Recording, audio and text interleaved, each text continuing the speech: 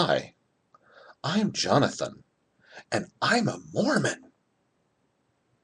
Oh, wait, I mean a human and an ex-mormon.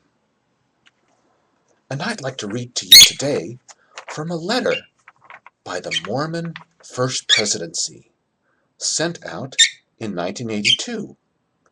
And helping me read the letter will be Chirpa, my little Quaker parrot. Okay, Chirpa?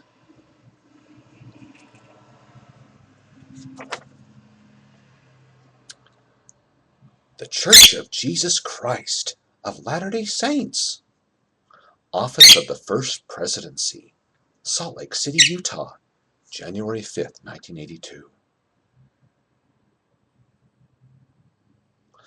And this is just excerpts. To all stake, mission, and district presidents, bishops, and branch presidents. Dear brethren, as leaders, it is our main purpose to save souls. We must love the people with whom we labor and let them know that we love them and are ready, willing, and anxious to help them whenever possible.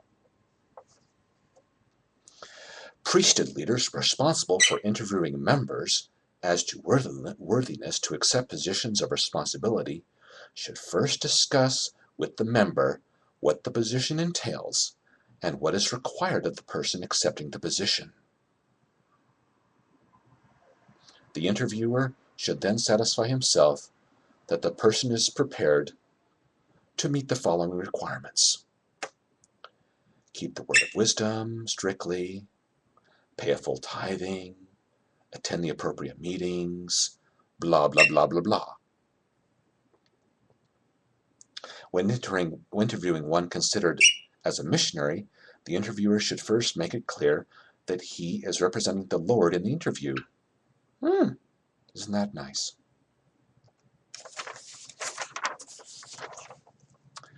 In interviewing one for a temple recommend, the individual being interviewed should be reminded that the Lord has said that no unclean thing should enter his house. The procedure should be the same for the other interviews. When interviewing married persons, the one doing the interviewing should scrupulously avoid indelicate inquiries which may be offensive to the sensibilities of those being interviewed. Oh, isn't that nice? They want to avoid being offensive to the sensibilities of those being interviewed.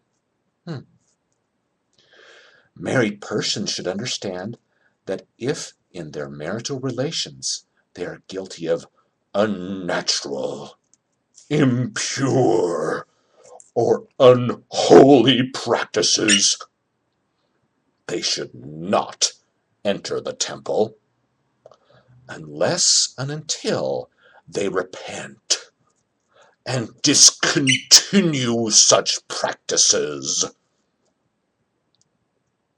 Husbands and wives who are aware of these requirements can determine by themselves their standing before the Lord. All of this should be conveyed without having priesthood leaders focus upon intimate matters which are part of husband and wife relationships. How tactful of them.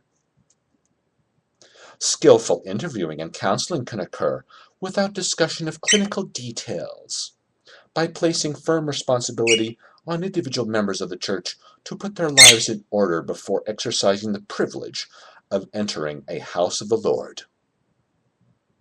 Well, that all sounds fine so far, doesn't it? The First Presidency has interpreted oral sex as constituting an unnatural, impure, or unholy practice, my dear. The phrase "my dear" was added by me. If a person is engaged in a practice which troubles him enough to ask about it, he should discontinue it. all should be reminded that the Lord is the judge, and He knows what they are doing. They should be asked if they are worthy and qualified for a temple recommend. If not, advise them to repent and bring their lives into harmony with the teachings of the gospel. We urge you to review your interviewing practices critically and to conform them, where necessary, to the suggested procedures outlined above. At the same time, we should let our people know that we love them and should endeavor to teach them and lead them in such a way as to avoid the evils and pitfalls which surround them. Sincerely yours, Spencer Kimball, and a bunch of other fucking old farts. Now, this letter was dated January 5th, 1982. Spencer Kimball also wrote a book called Miracle of Forgiveness, which really is a rather detailed book, but it's also a very obsessive book and hate-filled book that goes into incredible detail about Spencer Kimball's hatred of the human condition, hatred of human sexuality, and so on. And so this letter from Kimball in 1982 about his obsessing about whether people who are strangers to him or what they do in their privacy of their own home, his obsessions with oral sex in this letter fall right in line with his, well, even worse obsessions in his obsessive and evil and abusive book called Miracle of Forgiveness. So anyway, this is one reason why I'm an ex-mormon. This has been a message from Jonathan, a Mormon. I mean, a human and an ex-mormon.